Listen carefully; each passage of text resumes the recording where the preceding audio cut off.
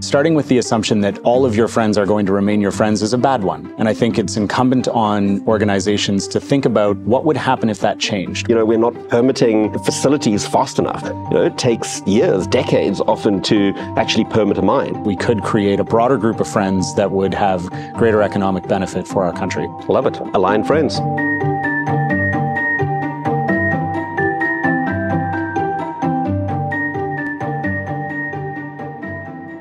Hi, I'm Andrew Swart, and I lead Deloitte's Energy, Resources and Industrials practice. Hi, I'm Gavin McTavish. I lead Deloitte's strategy practice. And we're both here today to answer some big questions around Canada's future, explore the intersection between Canada's race to net zero emissions and the dynamics of geopolitical uncertainty, and maybe even find a new dimension to global disruption. Okay, Gavin, I've got a question for you, and the question is around friendshoring. And so, first of all, what is friendshoring and how is it impacting Canada? So first, the definition of friendshoring is the act of locating sources of supply in nations that you share a common set of principles or ideologies with. From a Canadian perspective, I think this is tremendously important. I think we've seen a lot of this happen through COVID, where supply chains were disrupted and there was the need to nearshore or friendshore much of our supply and rethink supply chains. I also think that global disruption from a geopolitical context has caused a great deal of this. I think for years we've been working on taking costs out of supply chain, trying to drive everything to the lowest possible cost, while inadvertently driving into our supply chains a much greater percentage of uncertainty or a much greater proportion of uncertainty. And I think friendshoring offers the opportunity to both remove some of that supply chain risk, but also align some of our broader objectives around climate change and decarbonization through choices that we're making around supply chain. So let me maybe probe on that a little bit and say, given the complexity of supply chains, there's an inherent premise that the friends that you have today are going to be the friends that you're going to have tomorrow. And so given geopolitical shifts or political shifts of government, for example, how do companies kind of think about that would be kind of one part to it. And maybe another part to it would be for any one item that's often being produced. Take a motor car as an example. There are maybe hundreds, if not thousands of suppliers, and that may not just be from one country.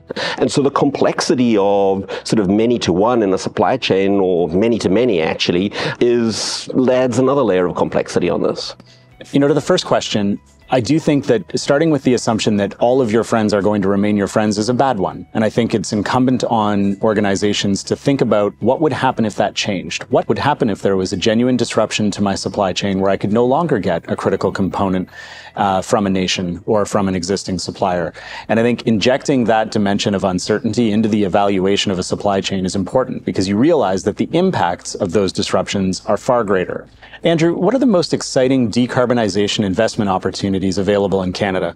So the word I'm going to go with is indigenous. If you sort of think about the energy system, pipelines, reserves, even like renewable resources, a lot of them are sitting on indigenous lands. And I think one of the great opportunities for Canada in terms of crafting call it the energy system 2.0, is to really look at very active indigenous partnership and participation in that energy system.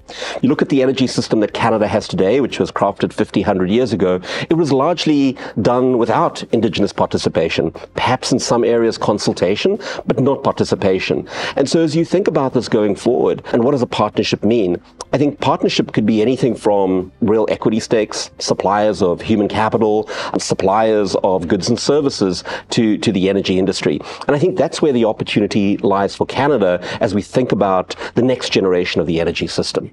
And I like what you've done with that, Andrew, because you've taken dimensions of energy transition, which are real complicating factors for Canada. Dearth of labor, challenges around equity, and the ability to engage Indigenous peoples as a way of addressing some of those concerns. I think that's a really interesting twist on what is currently a complication for many project developers. Yeah, and the other one that I would add to that is permitting. We're not permitting facilities fast enough, right? And so when you get into areas like critical minerals, as an example, it takes years, decades often to actually permit a mine. And so by driving real Indigenous participation right from the beginning of these projects, I think it allows you to change a lot of that dynamic going forward. I have a question for you, and the question is around collaboration. So how can Canada collaborate with other countries in the race to net zero emissions?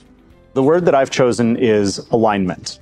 And the reason that I think that collaborating with other countries and ensuring alignment is tremendously important, because as we're going through energy transition right now, there's a tremendous amount of uncertainty that is created for business as policies in one region, in one country may not align with those of another.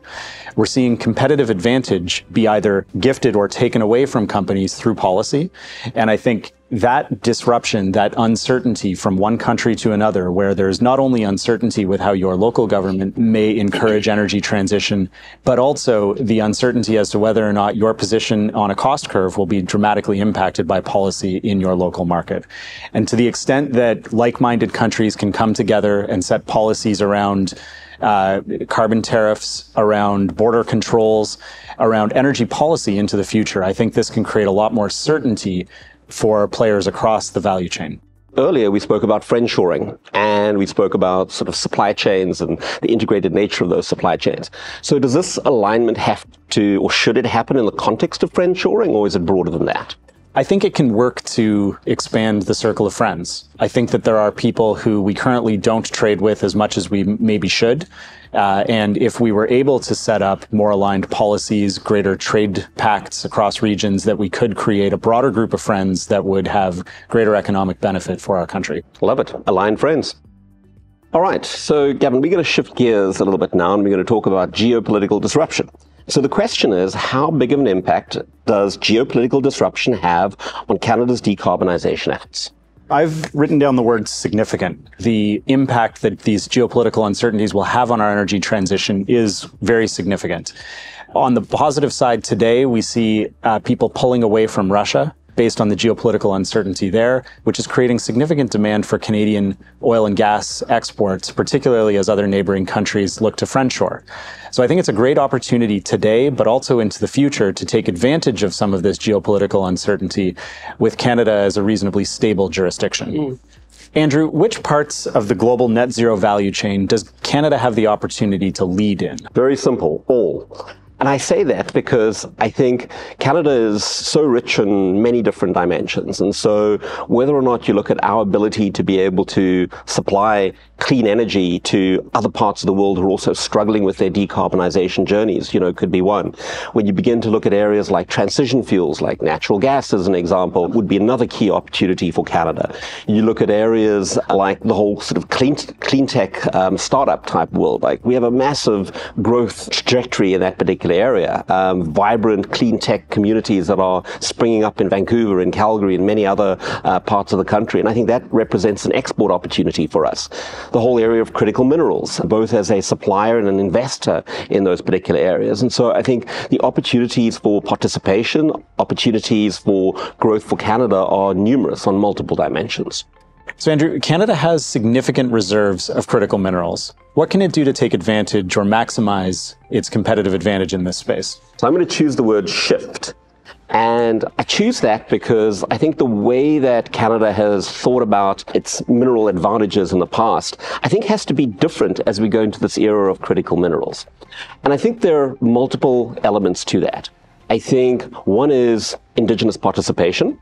I think there's a real opportunity for us around that in the whole area of critical minerals. And again, some of the issues I spoke about earlier, where we're talking about real partnership, equity ownership, talent supply, suppliers of goods and services. So I think that's kind of one key element. I think another is that historically, you would often think about these minerals that Canada would supply into the globe, where you would supply them to a metals exchange, you would supply them to a commodities trader.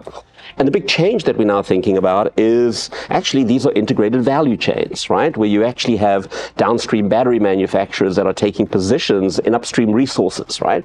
And so I think we've got to shift our mindset where maybe a lot of miners historically haven't thought about themselves as having customers. You actually have to kind of think about these integrated value chains. Third is there's this geopolitical dimension, which is probably not there, in the past. And so you've seen a real coalition grow amongst, call it friendly countries, as to how to actually put in policies that are in place to encourage critical mineral supply in amongst these particular nations. And so that's, again, very different to how we thought about it in the past. So I think when you put all of that together, it's like, gee, there's a shift in mindset in terms of all of these dimensions. Maybe permitting is another one, which we spoke about as well, where there's a real urgency to drive this. So I really like that framing around it's a shift from extraction to participation in a broader integrated supply chain towards an end product. That includes production, extraction. It also includes some of the processing. Completely agree. Thanks for joining us. I feel like we've uncovered a few new dimensions to the trends of global disruption. The dynamics of geopolitics and the race to net zero emission are both important factors in Canada's future. Addressing them as one is vital if we want to lead through the disruption.